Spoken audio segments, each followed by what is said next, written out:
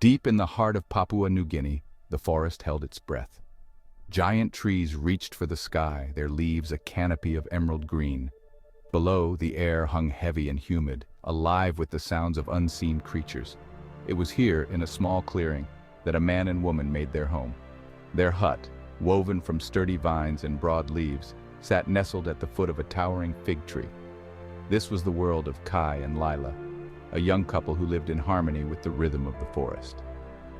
Kai, strong and stoic, was a skilled hunter. Lila, with her gentle hands and a spirit as bright as the morning sun, tended to their garden. Their love for each other was a beacon in the wilderness. High in the mountains, shrouded in mist and ancient magic, lay a place known as the Spirit Ridge. It was from this ridge that Kai collected the seeds for a very special crop yams. These yams held a deeper significance. They were to be used for the annual festival of the ancestors, a time of celebration and remembrance. Kai, chosen for his strength and purity of spirit, would spend days preparing the soil. He worked tirelessly, his brow slick with sweat, his movements precise and deliberate. The yams were more than just food, they were a link to the spirits of the past. For the duration of the planting season, he lived apart from Lila, his heart heavy with longing. It was a sacrifice he willingly made, for the good of his family and his community. Each yam he planted was a prayer, a hope for a bountiful harvest, and a prosperous future. The Spirit Ridge watched over him, its ancient magic guiding his hands and heart. Unbeknownst to Kai, a dark presence stirred in the depths of a nearby pond. It was a serpent, massive and ancient, its scales shimmering like 1,000 stars. This was no ordinary creature. It possessed a cunning intelligence and a hunger that went beyond the physical realm. Driven by its dark desires, the serpent slithered out of the pond one night. Reaching the outskirts of the clearing where Lila slept, the serpent paused, its forked tongue tasting the air.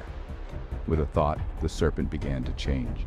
Moments later, standing at the edge of the clearing, was a figure that bore a striking resemblance to Kai. The serpent had taken on Kai's form, but it could never replicate the man's heart or the spirit that shone in his eyes.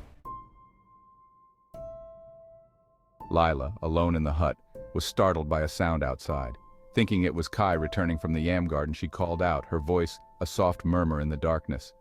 The figure outside the hut responded, its voice a low, husky whisper that sent shivers down Lila's spine. Night after night, the serpent visited Lila, its deception growing bolder with each encounter. It whispered words of love and longing, mimicking Kai's voice and mannerisms with chilling accuracy. Lila, starved for her husband's touch, clung to the serpent's deceit. Yet as the nights passed, Lila began to notice subtle differences. The illusion was beginning to crack. One day, as Kai tended to his yams, a feeling of unease washed over him.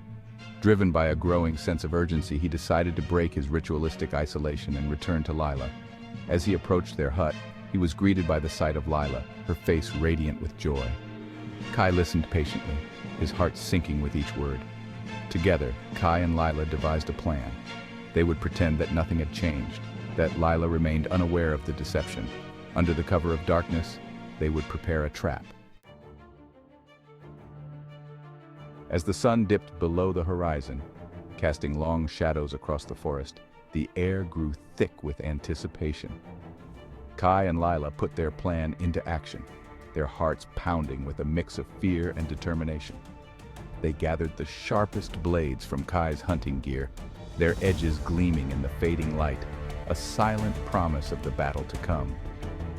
They reinforced the walls of their hut, weaving a lattice of thorny vines and sturdy branches, creating a fortress against the impending threat.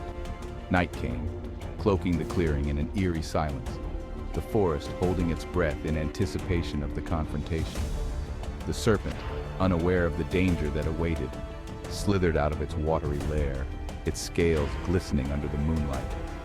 Reaching the hut, it assumed Kai's form, a triumphant smirk playing on its lips, confident in its deception.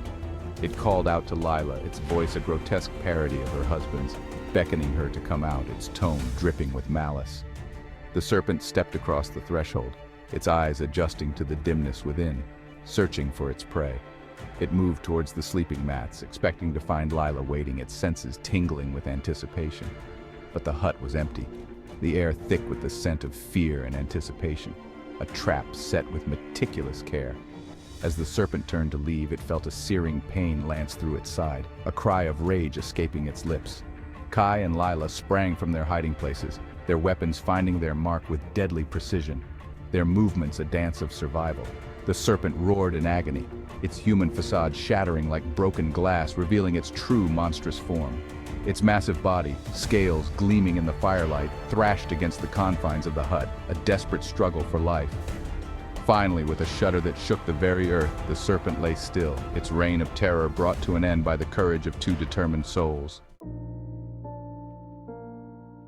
In the aftermath of the serpent's demise, a profound silence settled over the clearing.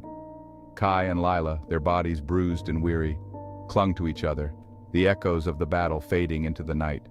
Time, as it always does, moved forward. The forest, healing from the serpent's presence, slowly regained its vibrancy. Months later, Lila discovered that she was pregnant. The news, usually a cause for celebration, was met with mixed emotions. Whispers spread through the forest, carried on the backs of the wind.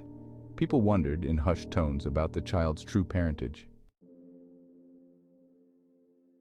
Lila carried the child for the full term, her pregnancy progressing without incident.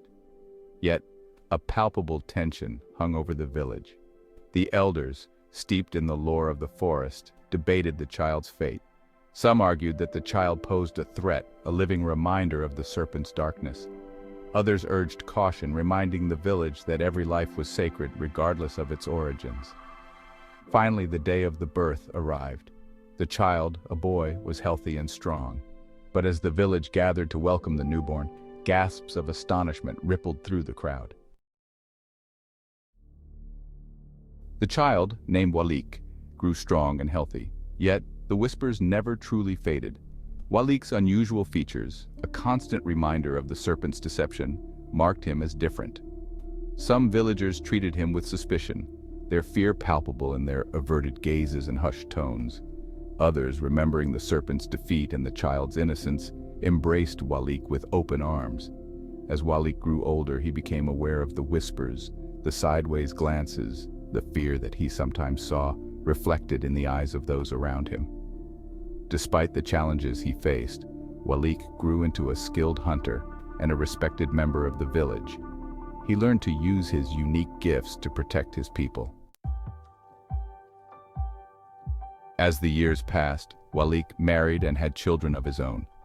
His children, though they did not inherit his unusual features, carried within them the stories of their grandfather's bravery and their ancestors' connection to the spirit world. They, in turn, passed these stories down to their children, ensuring that the legend of their family's origins would never be forgotten. The descendants of Walik, known as the Walikum clan, grew in number and influence. They became known throughout the region for their skill as hunters and their deep connection to the forest. The serpent's legacy transformed into a symbol of strength, resilience, and the enduring power of the human spirit. The story of Walik became a cornerstone of the Walikum clan's identity. And so, the tale of the Walikum clan, passed down through countless generations, continues to resonate deeply in the heart of Papua New Guinea, echoing through the lush rainforests and winding rivers. It is a story that speaks to the power of myth, the enduring strength of family bonds, and the importance of understanding our past in order to shape our future. The lessons embedded within these tales are timeless, offering guidance and wisdom. The story of Walik, the child who bore the mark of the serpent yet rose to become a revered leader of his people, is a testament to the enduring power of hope and the transformative nature of forgiveness. His journey from outcast to hero is an inspiration to all. It is a story that reminds us that our identities are shaped not only by our lineage, but also by the choices we make and the actions we take. Every decision, every step contributes to the legacy we leave behind. The story of the Walikum clan is but one of countless tales woven into the intricate fabric of Papua New Guinea's rich cultural tapestry. Each story adds a unique thread, creating a vibrant mosaic of history and heritage. These stories, passed down through generations, serve as a vital link to the past, reminding us of the power of belief, the importance of tradition, and the enduring connection between humanity and the natural world. They are the lifeblood of cultural continuity. They are stories that deserve to be heard, cherished, and passed on, ensuring that the wisdom and wonder they contain continue to enrich our lives for generations to come. In sharing these tales, we keep the spirit of our ancestors alive and vibrant.